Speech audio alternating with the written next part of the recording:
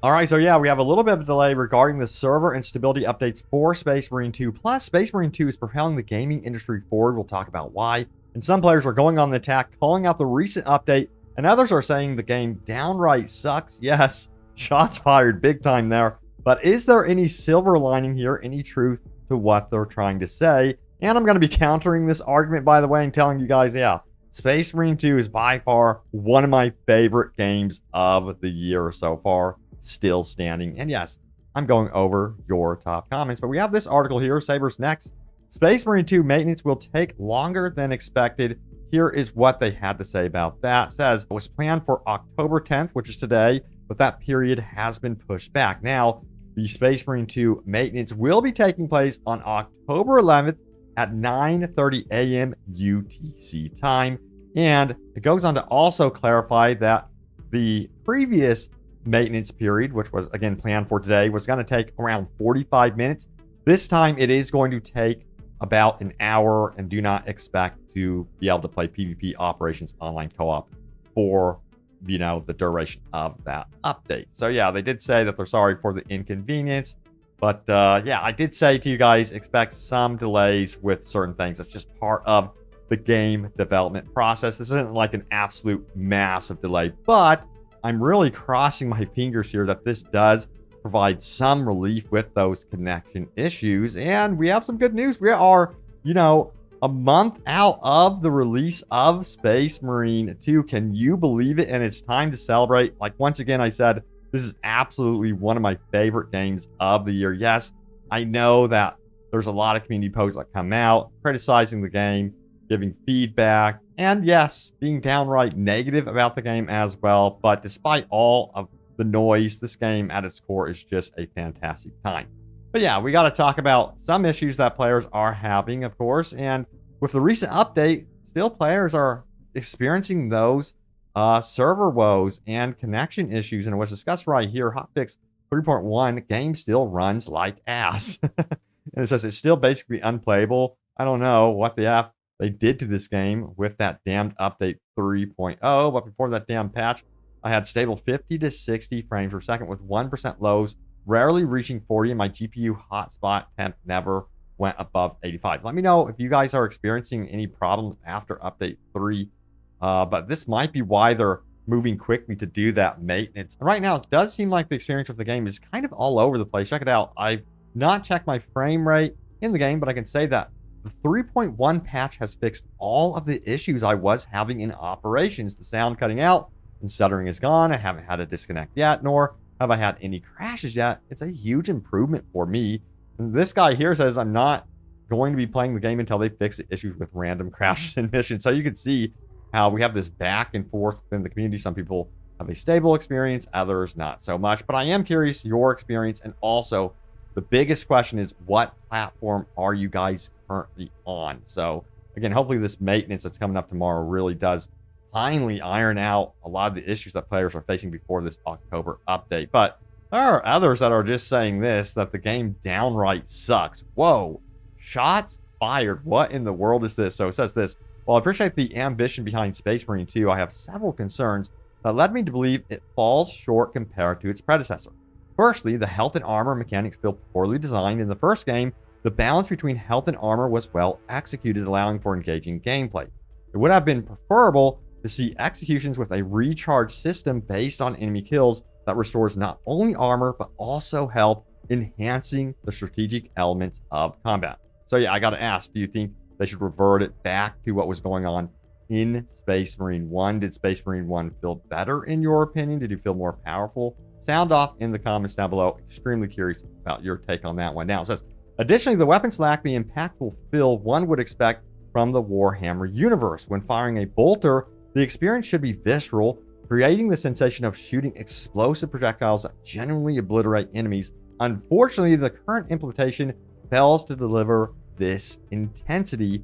Yeah, I've heard that from time to time, that sort of complaint, but I do feel like some of these weapons do pack a punch. And I have personally found that the game feels so much better when you stick together as a team and take down Major's enemies together. It just feels completely different, at least in my opinion. It's so important. Now, what was officially said, of course, by the dev team is that yes, they do want to take another look at the weapons as well and perhaps balance them and fine-tune them even further, which I do think would be happening perhaps after they do the new operations update, or perhaps they might even do some balance adjustments right alongside it. We'll have to wait and see.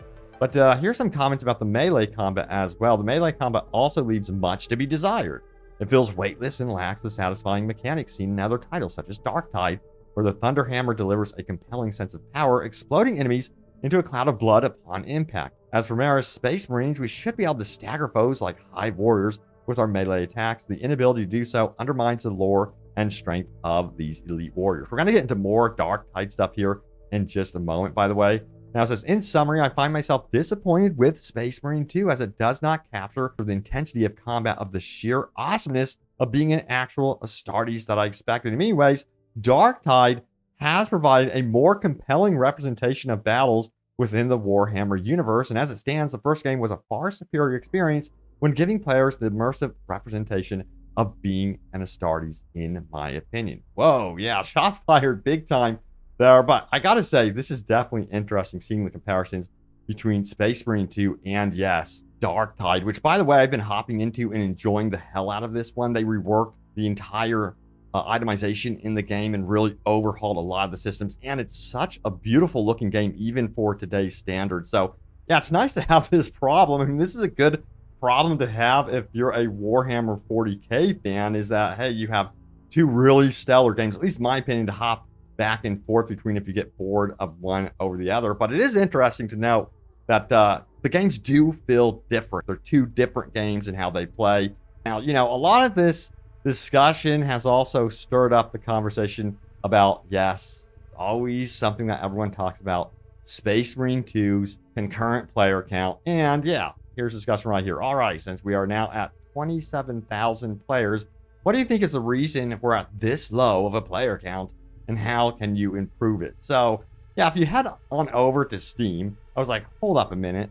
Yeah, we are at 21,927 players right now. I am, you know, up here early in the morning. I expect this to go up as we go. And there's a downtrend happening, but you got to remember, this is completely normal. Look at Helldivers 2 situation right here. 24,000 players in Helldivers 2, and they had one of the best updates recently for that game.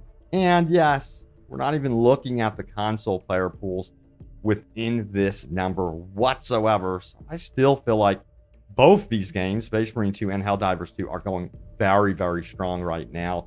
You know, and players are checking out other games. Silent Hill 2 just released. I am sure many of you probably have checked that one out, considering it's gotten like near perfect scores. I can't wait to play. I'm definitely going to be playing. It's perfect time, Halloween, you know what I mean? So yeah, I'm going to be hopping to that. There's going to be things that, you know, distract you from Space Marine 2 up until this new operation releases. And again, that is 100% okay. Go back and forth between Space Marine 2, Darktide, whatever games you're playing. It's not like it's the end of the world, you know? And let me tell you what, there's been so much bad news overall in the gaming industry. It's really noteworthy the impact that Space Marine 2 has had on the gaming industry. Check out the headline right here. Video game sales jumped 20% in Europe during September. And part of the reason is, a big part of the reason I should say, is Space Marine 2 is in there really making a huge impact. So yeah, that is really great to see. And that means, you know, the devs can really fine tune what they're doing with future experiences that they're working on regarding Space Marine as a franchise. And of course, can't wait for, again, like that Jurassic Park game that they're working on. But yeah, overall, some really cool stuff happening in the gaming industry. It doesn't have to always be such doom and gloom, you know what I'm saying? All right, so yeah, now it's time to go over your top comments. Remember, leave a comment down below. It can end up in a future video. And by the way, I'm going to be doing something new today at 12 p.m. PT time. I'm going to be live streaming a new free-to-play monster hunting game. I love the art style on this game. It's kind of like has this anime look to it.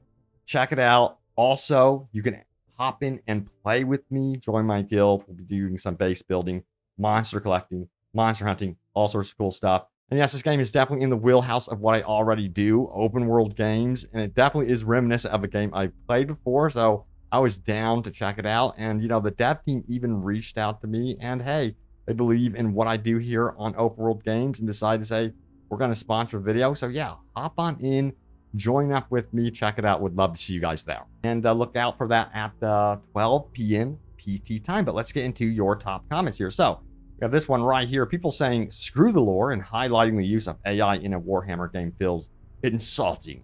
This is why I'm worried about 40K breaking into mainstream media. I hear you.